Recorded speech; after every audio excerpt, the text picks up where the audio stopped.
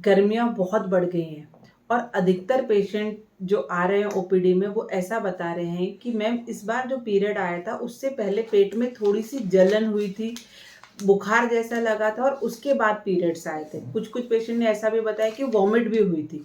तो ये सारी चीज़ें इंडिकेट कर रही हैं कि जो है हमारे शरीर में पित्त प्रधानता बढ़ रही है। तो अगर पित्त बढ़ेगा तो हमारा इम्प्लांटेशन नहीं होने देगा और हमारी प्रेगनेंसी रिपोर्ट को पॉजिटिव नहीं आने देगा। तो इस वीडियो में मैं बात करने वाली हूँ कि गर्मी होते हुए भी कैसे आप आपके शरीर की हीट को कम करें और किस तरह आप मई, जून और इवन अप्रैल में प्रेग्नेंट हो सकते हैं इन औषधियों की, इन फार्मूलों की मदद से। नमस्कार, मैं डॉक्टर ज्योति आयुर्वेदा चैनल में आपका स्वागत करती हूँ। इस चैनल पे हम बात करते हैं मेल एंड फीमेल इनफर्टिलिटी की। यहाँ पे हम आयुर्वेदिक तरीके से आप किस तरह नेचुरली प्रेग्नेंट हो सकते हैं उसकी जानकारी आपको देते हैं। तो चैनल को सब्सक्राइब करिए। अगर वीडियो आपको अच्छा लगे तो लाइक एंड शेयर करना बिल्कुल भी ना भूलें। गर्मी में देखिए क्या होता है कि जब शरीर में हमारी उष्णता बढ़ती है और सन की जो हीट है वो बढ़ती है, तो हमारे शरीर से पर्स्पिरेशन, हमारे शरीर से ज़्यादा पसीना आना चालू हो जाता है।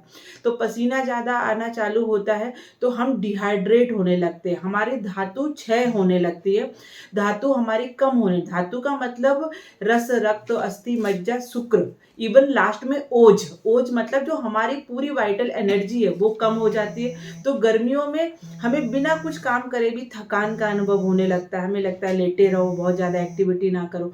तो इस सब का इंडिकेशन ये है कि हमें अपनी बॉडी के जो पोषक तत्व हैं वो पूरी मात्रा में उनको देना है। तो अब आपको क्या करना है, यहाँ पे आपको वाटर इनटेक बढ़ाना है, पानी का सेवन आपको ज़्यादा मात्रा में करना है। पानी के साथ-साथ आपको क्या करना है, यहाँ पे आपको ऐसी औषधियों का सेवन करना है जो आपके शरीर में पित्त का शमन करेंगी। तो आयुर्वेद में बताई गई यहाँ पे चंदन पानक का वर्णन आचार्य सारंगधर की संहिता में है। उसमें बताया गया है कि जो अपना चंदन रहता है, प्योर चंदन, उसको आपको 1 चम्मच चंदन रात को पानी में गला देना है और उसमें थोड़ी-सी आपको मिश्री ऐड करनी है और सुबह छान कर वो पानी आपको पीना है। तो अगर आपको रक्त चंदन उपलब्ध है तो आप रक्त चंदन ले सकते हैं, अगर श्वेत चंदन मिल रहा है तो श्वेत चंदन। तो चंदन पानक बहुत अच्छे से यहाँ पे आपके पित्त को शमन करेगा।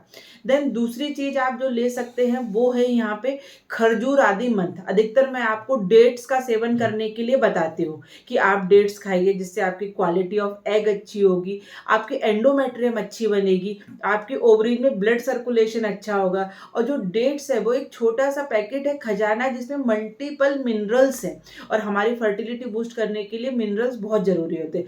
तो अधिकतर पेशेंट मेरे से पूछते हैं कि मैम डेट्स गर्म होते हैं, तो अब अप्रैल चालू हो गया, गर्मियाँ चालू, तो भी हमें क्या खजूर खाने हैं?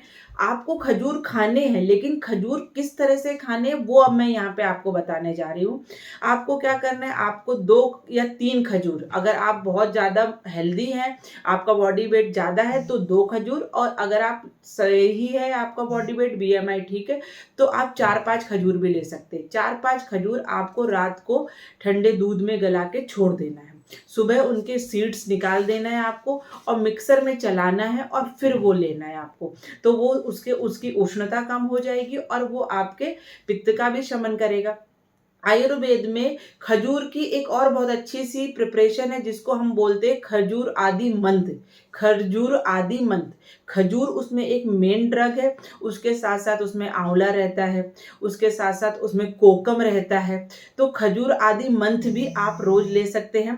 इसकी मार्केट में बनी हुई प्रिपरेशन भी मिलती है जिसको आपको पानी में घोल के लेना है। तो वो बहुत अच्छे से आपके ओज को, आपकी वाइटल एनर्जी को बढ़ाएगा, आपके अंडे की क्वालिटी को अच्छा करेगा और बाद में जो पित्त बढ़ने की वजह से इम्प्लांटेशन फेल्योर हो रहा है वह नहीं होने देगा।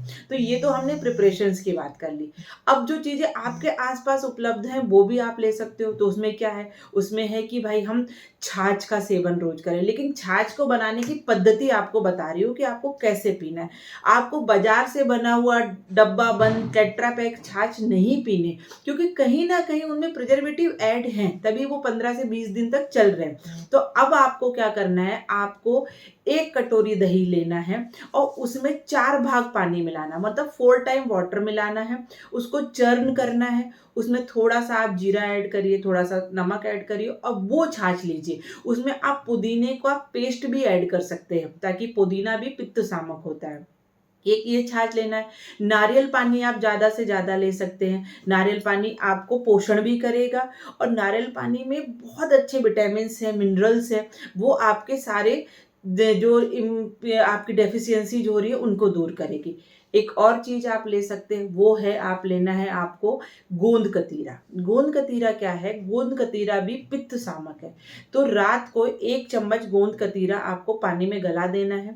उसके बाद सुबह वो फूल जाएगा और जेली जैसा बन जाएगा, तो उसको 1-1 चम्मच आप आपके दूध में ऐड करके ले सकते हैं, नारियल पानी में ऐड करके ले सकते हैं, या फिर उसमें नींबू और पानी मिला के आप ले सकते हैं। तो आपको उसका सेवन करना है। देन अब आपको क्या करना है? अब आपको बिल्कुल ना भूलने वाली चीज़ है, जिसे आयुर्वेद में हम लोग मृद्विका कहते हैं, मतलब किशमिश। तो आपको 20 से 25 किशमिश रोज़ लेनी है, तो ये भी आपके पित्त का शमन करेंगी। ये तो हमने औषधि और आहार कल्पनाएँ समझ ली कि हमें पित्त किस तरह से कंट्रोल करना है। उसके साथ-साथ अब क्या होता है, वर्कलोड भी है, गर्मी भी है, काम भी करना है, तो हमें स्ट्रेस बहुत ज़्यादा हो जाता है। तो उसके लिए आपको बिल्कुल नहीं भूलना है शीतकारी प्राणायाम। शीतकारी प्राणायाम में हम दाँतों के बीच से ब्रीथ करते हैं। देखिए मैं आपको करके ही दिखा रही हूँ। दाँतों के बीच से आप ब्रीथ करिए।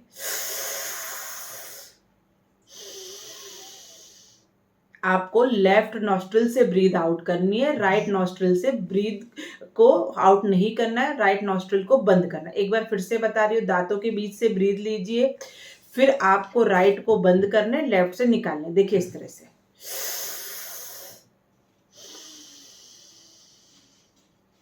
ये शीतकारी प्राणायाम आपके पित्त को शमन करेगा, आपकी चंद्र नाड़ी को स्टिमुलेट करता है। उसके साथ आपको क्या करना है?